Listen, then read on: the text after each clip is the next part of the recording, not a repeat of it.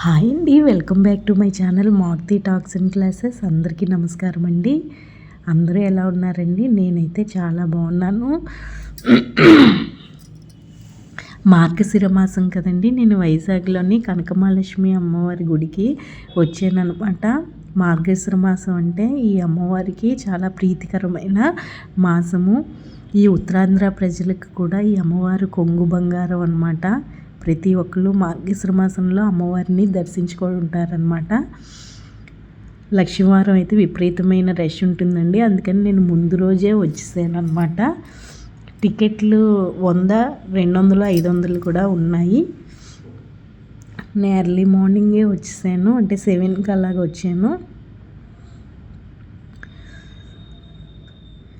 అయితే ఇప్పుడు మనం లోపలికి వెళ్దాం. ఫ్రీ దర్శనం అంటే కొంచెం రష్గానే ఉంది, అందుకు టికెట్ తీసుకొని లోపలికి వెళ్తున్నాను అనమాట.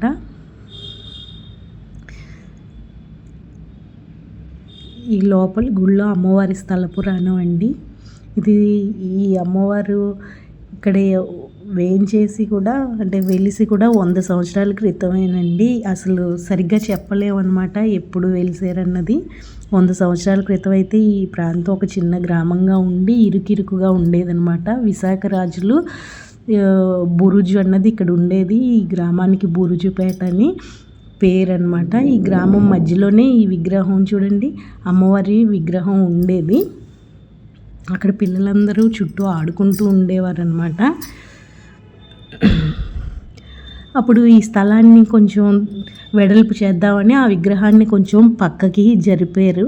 ఒక 30 అడుగుల దూరంలో ఒక మూలగా పెడితే ఆ ప్రాంతంలోని ప్లేగ్ వ్యాధి వచ్చిందనమాట. ఈ విగ్రహం జరపడం వల్లే ఇదంతా జరిగిందని అనుకొని మళ్ళీ యథావిధిగా విగ్రహం ఉన్న స్థలంలోనే పెట్టేశారు. అప్పుడు ప్లేగు వ్యాధి అన్నది తగ్గిపోయిందండి. అప్పటి నుండి అందరూ ఈ అమ్మవారిని నమ్ముతారనమాట. సత్యంగల తల్లిగా, కోరిన వరాలించే కొంగు బంగారులుగా, సిరులను, సంపదలను, ఐశ్వర్యాలను సంపాదించే ఇష్టదైవంగా, స్త్రీలకు ఐదవతనాన్ని, నగరవాసులకు ఆరోగ్యాన్ని ఇచ్చే దేవతామూర్తిగా సేవిస్తూ ఉంటారనమాట.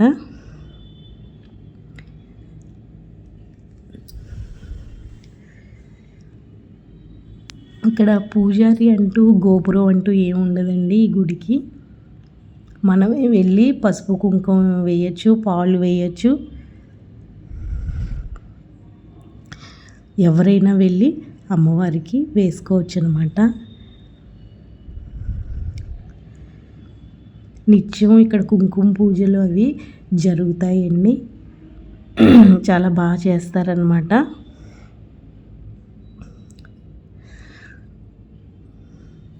ఇది అమ్మవారి స్థల పురాణము. అమ్మవారికి ఎదురుగుండానే బావి ఉంటుందండి. అమ్మవారికి పసుపు కుంకుమ పాలు అయితే నేను పట్టుకొస్తున్నాను. ఇది అమ్మవారి గుడి ప్రాంగణం అనమాట, లోపల ఆవరణము. ఇంకా అమ్మవారిని దర్శించుకోవడానికి దగ్గరికి వచ్చేసామండి. నేను అక్కడికి వెళ్ళాక, లోపలికి వెళ్ళాక తీయలేకపోవచ్చు. ఇదే లోపలికి వెళ్ళే దారండి. నేను ఇంత దగ్గరికి వచ్చేసాను. దర్శనం చేసుకున్నాక మళ్ళీ నేను వీడియో అన్నది తీస్తానండి. నాకు చేతనైనంతగా నేను బయటకు వచ్చాక ఒకవేళ కానీ కనబడితే అమ్మవారి రూపు అన్నది వీడియో తీస్తాను. లేదు అంటే లేదండి, తీయలేను అనమాట. మీరు ఎప్పుడైనా వైజాగ్ వస్తే మాత్రం తప్పకుండా అమ్మవారిని దర్శించుకోండి. చాలా మహిమగల అమ్మవారు అన్నమాట. అమ్మవారికి ఎదురుగుండా ఇలా బావి ఉంటుందండి, అంటే నుయ్యి. ఇక్కడ అందరూ కుంకుమ పూజ, అంటే పసుపు కుంకుమ అన్నీ వేస్తారు, డబ్బులు వేస్తారనమాట.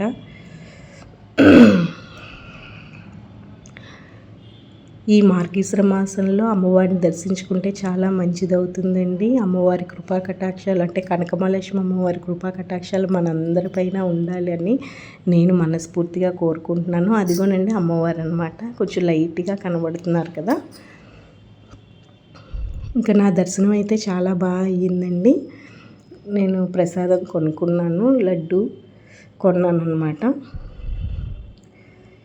ఇదండి ఇవాళ వీడియో. ఈ వీడియో కానీ మీకు నచ్చితే ప్లీజ్ లైక్ చేయండి, మా ఛానల్ సబ్స్క్రైబ్ చేసుకోండి. మీరైనా ఎప్పుడైనా వైజాగ్ వస్తే మటుకు తప్పకుండా అమ్మవారిని దర్శించుకోండి. మీ కోరికలు వెంటనే నెరవేరుతాయండి. ఓకేనా అండి? అయితే మళ్ళీ నెక్స్ట్ వీడియోలో మళ్ళీ కలుద్దామండి. ఈ మార్గశిర మాసం అంతా అయితే మటుకు చాలా విశేషమైన పూజలు ఉంటాయి, చాలా రష్గాను ఉంటుంది. ఓకే, థ్యాంక్ యూ అండి.